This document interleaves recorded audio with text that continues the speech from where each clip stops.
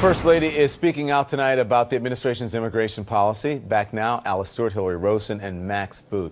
Okay, so Alice, Melania Trump spoke to ABC News tonight. Here's what she said. This is about her husband's immigration policy. Watch. I believe in the policies that my husband put together because I believe that we need to be very vigilant who is coming to the country. But do you think people should be able to bring in their mother and their father? Yes, of course. But we need to vet them. We need to know who they are. Have you told your husband this? Yes, of course. And what does he say? He agrees. So, what do you think of what the First Lady said, Alice? Well, it's true. People should be able to bring in their families, provided they are properly vetted and they go through the proper channels and they go through the legal process for coming into this country and following the laws and following the rules and coming about it in a legal manner. And I think she's right to feel that way, and that's the way it should be. As long as they're doing it the legal way through the legal channels, that's the way it should be. Okay. Hillary, what's wrong? You look troubled. Well, I'm confused because I guess Mrs. Trump and my friend Alice don't know that the president has actually come out and opposed to this so-called chain migration policy where they're allowing families in. And so, but didn't her family come in for family reunification, or what they call chain migration? Her parents? Her parents were allowed in, yes, but others have been blocked. Look, this is, you know, I'm not going to take off after Mrs. Trump for her husband's policies. I don't think that's appropriate. But I do think that it's unfortunate that she said tonight also in this interview that she wore that infamous jacket to go to Texas when it said, I don't really care. I want to play it. Let's play it. Oh, okay, Let's sure. play it and then we'll talk about it. Here it is.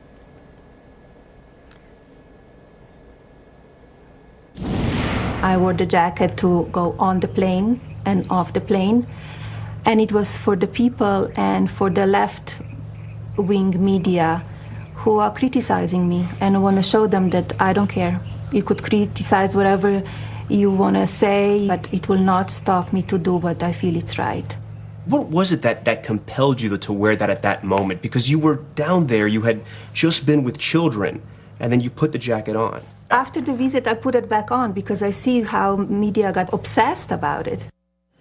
So, okay, all right. Listen, you're right. It's maybe we inappropriate, but do you remember? Everyone said there's got to be a message behind it. You don't wear that jacket with that on the back, and there's no message behind it. One of it was like maybe it was to her husband. Some people said maybe it was to the media, and now she's saying it was to the media. The White House mocked the media for focusing on it, for trying to figure out what it was, and of course tonight here it is. You know, the so-called fake news is real. Well, her spokesperson specifically said, Don, as her you recall, spokesperson that said there it was a jacket. There's no message, right? No message, right? And so now tonight she's telling us exactly the opposite. It was a message. That, I think, is extremely frustrating. We knew at the time there was a message. We only could speculate on it. But regardless, let's remember she was going to the border to check on children that had been aggressively separated from their parents in horrifying ways, in painful ways. This is tearing the country apart. And that was the day that she thought it would be fun to poke at the left-wing media like that.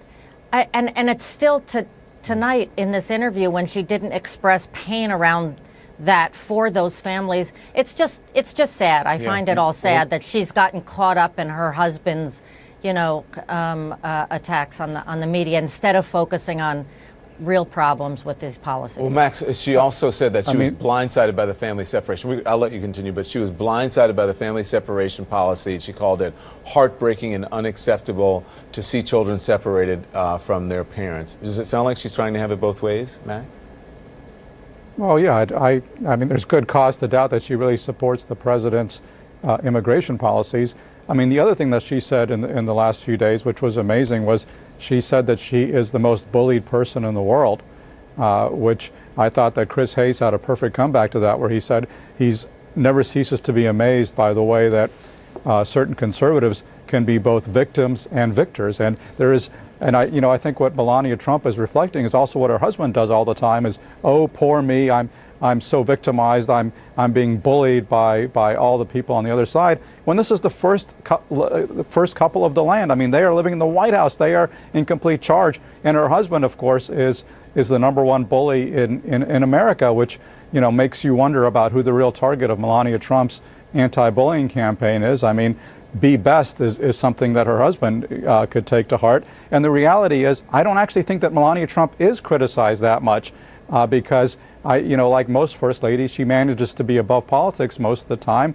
and her approval ratings are much higher than Donald Trump's. So her sense of victimhood, I think, is out of place here. I just Donna, think about, listen, the First Lady, you know, just they're not the President of the United States. They're not the leader of the free world. But I don't think people should be criticizing her for her husband's policies, or any First Lady for her husband's policies. But to be bullied about fashion for something like that, or not to be bullied, but to be criticized about that is not being bullied. There was a message behind it. And Donna, First Ladies are always scrutinized. I mean, look, people scrutinize Jackie Kennedy. They scrutinize Mrs. Ford. They scrutinize Mrs. Reagan's fashion. They scrutinize Mrs. Obama's fashion. They called her all they compared her to animals. And to say she's the most bullied person on earth, or one of, I just think it's And she did Dawn, that. I think does it's she important. ever, I think it's important they to note ever that have she- real moments of reflection is what I am, is how I feel. Yeah, because get some proportion here. Everyone always thinks that she's going to be different than her husband. She was a birther as well. She went along with that as well. So, Don, I think it's important to point out that she clarified that by saying she feels like she is one of the most bullied people, because she is criticized very often. And I think so much gets lost in the day that she is did go not down to one the of the border. most bullied criticism people. is Down not to the border, necessarily and she showed bullying, sympathy for the Alice. children and so much attention. Granted, I think it was wrong that she wore that coat that day, but it's unfortunate said it here on that the air. more time was spent on talking about the coat than the compassion that she showed to children on the border. Which But is, she did that, Alice. That's her fault. I mean, it's funny. Come She on. I got to go. created that She wore a story, coat that said, right? I really I mean, don't care, do you? I mean, That's her Yeah, I mean, she was- responsibility. I mean, Melania Trump, actually, the First Lady, actually complains that people focus on her clothing rather than her message, but then she wears very striking clothing, like she was wearing that kind of colonial out of Africa outfit when she went to pith helmet. Africa, or she was wearing that jacket with the not caring message on it. So, I mean, if she doesn't want people to focus on her clothes, I mean, she doesn't have to dress in such a controversial fashion. Okay, I've got to go. Thank you all.